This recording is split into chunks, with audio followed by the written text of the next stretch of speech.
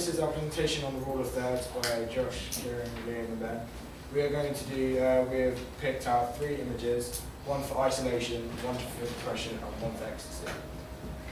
So the first image we've got is isolation, and as you can see, we've constructed this photo so you can see over the subject's shoulder, which gives you an insight into his thoughts as you can see what he sees. We positioned him on the left line so that he's the first thing the viewer focuses on, as we want the viewer to empathise with his aloneness. But it also seems like the viewer is shut out. From the angle of the camera comes the connotation that the subject wants to be a part of the group in the background, but it's just green. The group which we wanted to be the secondary subject of positioned on the right line. And we did not want to position the group on the intersection point, as we felt the audience would not notice the subject, noticing the group, which was the secondary subject. Was for what this shows is the group are out of reach and the subject, and they're clearly not noticing, making the scene invisible before daylight. This would then make the subject feel isolated.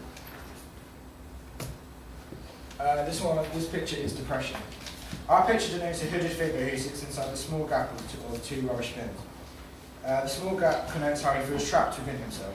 We intended of having this positioned on the right horizontal line, promoting his prominence. Depression is seen and is understood to be an emotion of emptiness. This inspired us to try and leave the image looking slightly empty, connoting the empty feeling inside him. The hooded figure is placed in the right intersection point and into our intention of making him a prominent figure in the image. The feelings of depression is also seen as feeling distant from others, almost isolated from general society. The large space left in the image, as well as his distance from the camera, connects how alone he is, and this distance from others around him. We have constructed this image so that the figure and the bins are in line with the right vertical line, taking it away from the direct centre.